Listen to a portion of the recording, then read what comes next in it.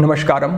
आज फिर से हम एक और महत्वपूर्ण विषय पर चर्चा कर रहे हैं और आज का हमारा विषय है कि जो ये मन निरंतर हमारा चलायमान रहता है, चंचलता बनी रहती है मन में, निरंतर किसी एक विषय पर जब मन हमारा अटक जाता है तो उससे आगे नहीं बढ़ पाता।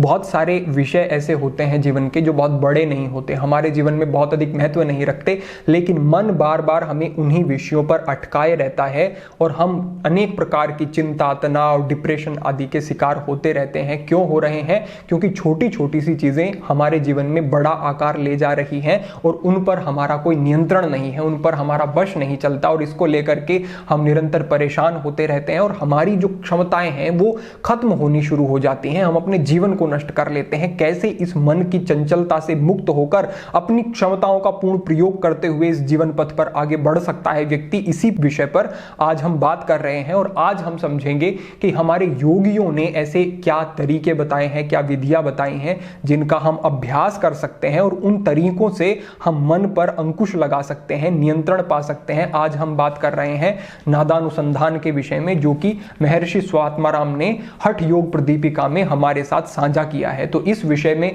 आगे चर्चा करने से पहले मैं इस विषय में साझा करना चाहूंगा कि किस प्रकार से इस विषय के महत्व को बताते हुए योगी ने हमारे साथ कुछ चीजें साझा की हैं। तो यहां पर जो प्रथम श्लोक है जो कि इसकी महिमा को बताते हुए कहा गया है, कहते हैं कि विषय रूपी बगीचे में घूमते हुए मन रूपी मतवाले हाथी को नियंत्रण करने पर नाद रूपी तेज नोक वाला अंकुश समर्थ है।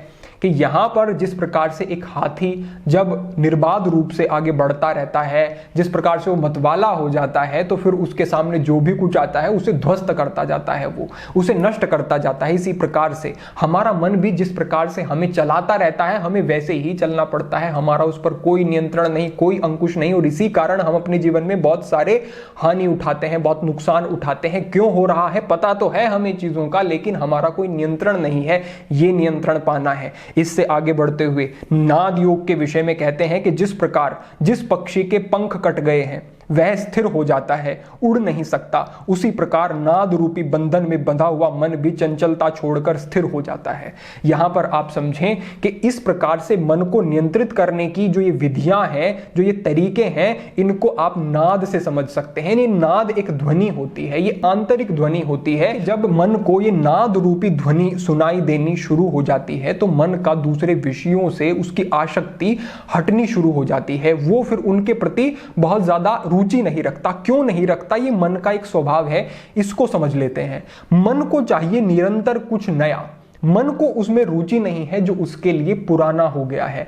और कोई भी वस्तु मन के लिए तब तक नई है जब तक वो उसके अनुभव में नहीं आई।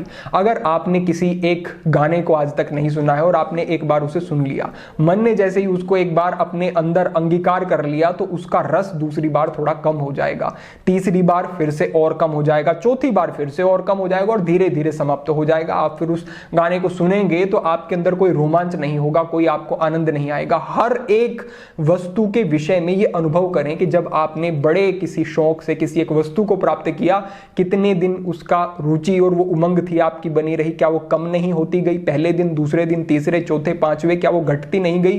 क्यों घट रही है? क्योंकि मन को निरंतर कुछ नया चाहिए। और हमारे योगियों ने अनुभव किया कि जो आंतरिक विषय है, जब एक साधक, एक योगी आंतरिक तल पर जुड़ता है और उसे जो अनुभव होता है वो नित्य नया है। कहते हैं हमारे योगी, हमारे ऋषि के ईश्वर के जो अनुभव हैं, उनके नाम में जो रस है वो निरंतर निरंतर बदलता रहता है। आज जैसा अनुभव हुआ, कल उससे ऊंचा, परसों उससे ऊंचा, फिर उससे ऊंचा। तो मन निरंतर उन विषयों पर जब टिक जाता है तो वहां से हटता नहीं है।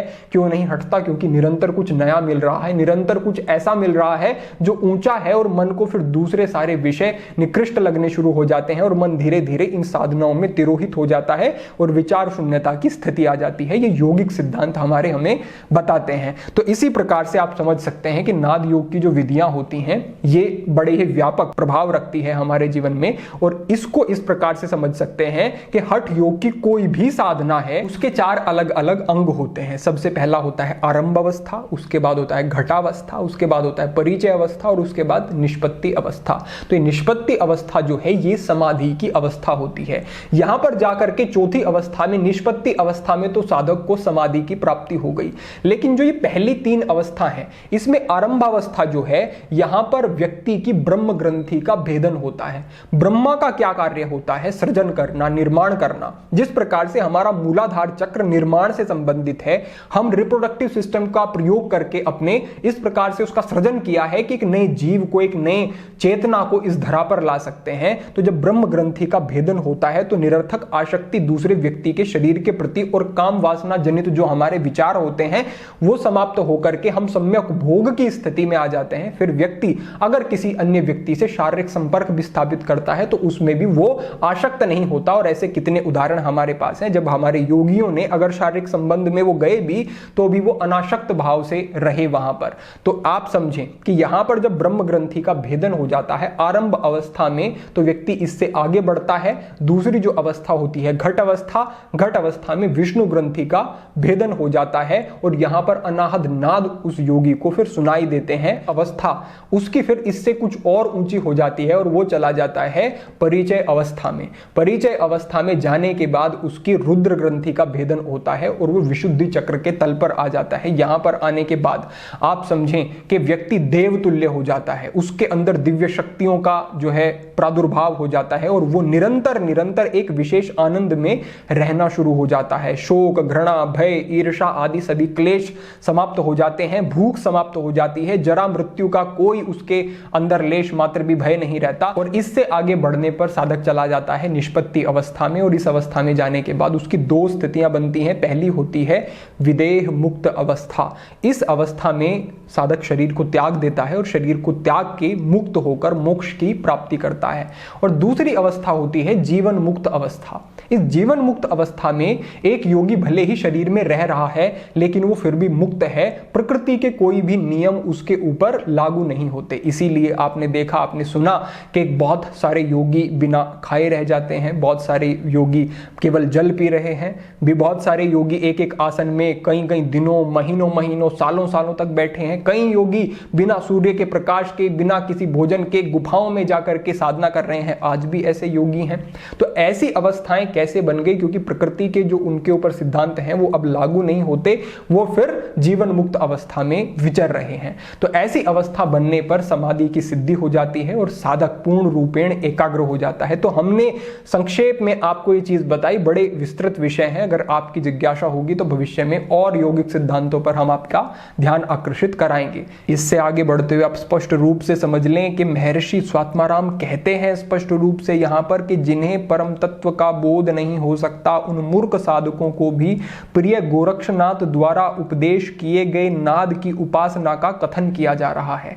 यहां पर जो शब्द प्रयोग किया गया है कि मूर्ख साधकों को भी, यानी कि जिन्हें बहुत बोध नहीं, बहुत पता नहीं, बहुत सिद्धांत नहीं पता, जिन्हें योग के बारे में बहुत जानकारी है नहीं और पूर्व की साधनाएं भी बहुत अधिक नहीं है, ऐसे साधकों के लिए भी जो ये नाद योग की विधियां हैं, जब वो इनका अभ्यास करता है तो उसे विशेष फल इनके प्राप्त होते हैं।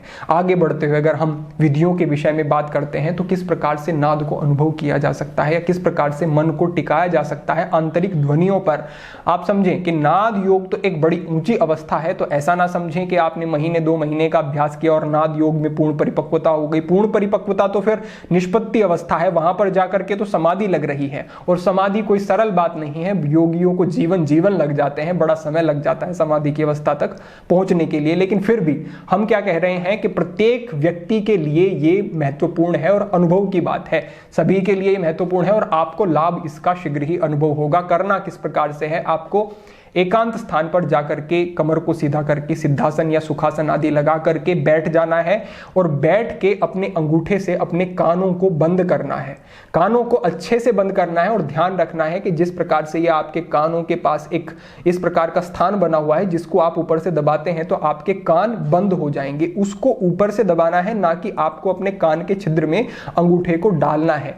यहां से बगल से दबाएंगे तो आपके कान पूरी तरह से बंद हो जाएंगे और हाथों पर जो एक सहज कंपन हल्का सा आपके बना रहेगा उसका प्रभाव आपके कानों पर नहीं होगा, वैसी ध्वनि अंदर नहीं जाएगी। तो तो आपको अपने कानों को ठीक प्रकार से इस तरह से बंद कर लेना है। शांत स्थान होना चाहिए, ब्रह्म मुहूर्त का समय होना चाहिए। अगर संध्या में भी कर रहे हैं तो अत्यंत शांत स्थान हो, ऐसे स्थान पर बैठकर ही करें। और कानों को जब इस प्रकार से आप बंद कर लेंगे तो थोड़ी ही देर बाद आपको एक ध्वनि सुनाई देगी, और वो कोई बाहरी ध्वनि नहीं होगी, वो सहज एक सन्नाटे की जैसी एक ध्वनि होगी। उस ध्वनि पर आपको अपने मन को टिकाना है और ये नहीं सोचना है कि ये नाद है, ये एक आंतरिक ध्वनि है जो कि सहज रूप से आपको प्राप्त हो जाएगी, और इस पर मन को टिकाना है। निरंतर जब इस पर मन टिका रहेगा तो पहली बात तो ये कि आपके लिए सरल होगा, बहुत कठिन नहीं होगा। दूसरी किसी विधि से आप अगर अभ्यास करते हैं तो उसमें कठिनाई बनी रहेगी, लेकिन ये सरल हो जाएगा आपके लिए काफी। तो यहां पर इस ध्वनि को अनुभव करना है और इस पर अभ्यास करना है, और लगभग 3 महीने तक का इसका जब निरंतर का अभ्यास होगा, और एक समय में जितनी भी देर तक आप कर सकें, इसकी कोई ऐसी निश्चित समय सीमा नहीं, कोई 15 मिनट कर पाता है, आधा घंटा कर पाता है, कोई 1 घंटे तक बैठ पाता है, उतना आपको बैठना है। और अगर शरीर योग्य नहीं है बैठने के लिए तो आप हमारे दूसरे योग का जो हमारा मार्गदर्शन करने के लिए चैनल है सनातन हठ योग, वहां पर जुड़ सकते हैं। वहां पर बताए गए विभिन्न अभ्यासों में आपको आपके अनुरूप अभ्यास मिल जाएंगे, और उन अभ्यासों को करते हुए शरीर को सक्षम बनाएं।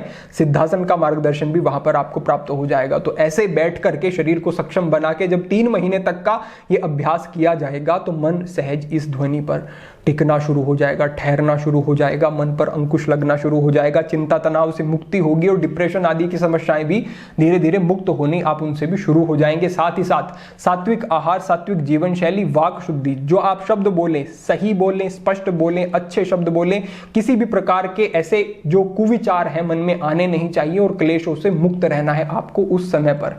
अगर आप कर सकते हैं तो महीने में एक बार, या फिर अगर बहुत आपके पास व्यवस्था ऐसी है तो 15 दिन में एक बार मौन आप एक दिन अगर रहते हैं तो ये भी इसमें विशेष रूप से उपयोगी रहेगा आपके लिए। मन पर अंकुश लगता है, और जब आप मौन साधना कर रहे हैं तो उस पूरे दिन आपको स्वाध्याय करना है, पुस्तकें पढ़नी है, मनन करना है, अपने जीवन को देखना है, और पूरी एक सात्विक वृत्ति आपकी बनी रहनी चाहिए। ऐसी कोशिश करनी है। जो साधक इस प्रकार से अभ्यास करते हैं उनको फल ना प्राप्त हो ऐसा नहीं होता, लेकिन आपको अपने जीवन को देखना पड़ता है। अंतरंग विषय है तो अंतरंग रूप से ही शुद्धि सफाई की जरूरत पड़ती है। तो अपेक्षा है ये विषय आपको यहां तक समझ में आया।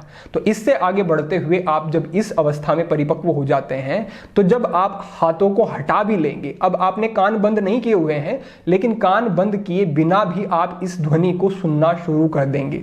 जब कान बंद किए बिना ये ध्वनि सुननी शुरू हो जाती है तो समझें कि अब आपकी प्रगति हो रही है, लेकिन बहुत तीव्र गति से अपेक्षा ना करें। 3 महीने का अभ्यास करने के बाद आप देखें, अगर नहीं हो रहा है तो फिर से कुछ समय का अभ्यास कर सकते हैं। साथ ही साथ इसका सहयोगी अभ्यास जो बताया गया है वो है भ्रूमध्य में ध्यान को केंद्रित करना, ध्यान को दोनों भौहों के बीच में केंद्रित करना, लगाना। ये एक सहयोगी अभ्यास है, इसका भी अभ्यास साथ में कर सकते हैं। प्रमुख रूप से पहले अभ्यास को और बाद में भ्रूमध्य में ध्यान को केंद्रित करने का जो अभ्यास है, इन दोनों अभ्यासों को जो अभ्यासी करता है उसका मन निश्चल हो जाता है, उसका मन सहज शांत होने शुरू हो जाता है, और वो अनेक प्रकार की समस्याओं से जीवन में बचते हुए निरंतर योगिक मार्ग में आगे बढ़ सकता है। तो ये नाद योग का जो विषय है बड़ा विस्तृत है, बड़ा गहन है, बड़ा गूढ़ है, लेकिन हमने संक्षेप में आपके लिए वो बताया जो कि आपकी अभी की स्थिति के अनुरूप भी आपके लिए महत्वपूर्ण हो सकता है। तो अपेक्षा है आपको ये ठीक से समझ आया हो, और समझ आया है तो इसको जीवन में धारण करने में बिल्कुल प्रमाद आलस्य ना रखें। ऐसे अभ्यास करना शुरू करें, ब्रह्म मुहूर्त में उठें, योग का अभ्यास करें, अपनी जीवन शैली में सात्विकता लाएं, आपको अपने जीवन में बड़े बदलाव दिखेंगे, जीवन में सर्वत्र आनंद बना रहेगा। तो इस प्रकार से आप अपने जीवन को रूपांतरित कर सकते हैं, बदल सकते हैं। मार्ग आपके पास है, बस आपको चलना है इस मार्ग पर। तो अपेक्षा है आज का ये संकेत आपके लिए महत्वपूर्ण होगा और आप इस दिशा में कार्य करेंगे। सभी के लिए प्रार्थना, सभी के लिए मंगल कामना। आज के लिए इतना ही। ओम नमः शिवाय।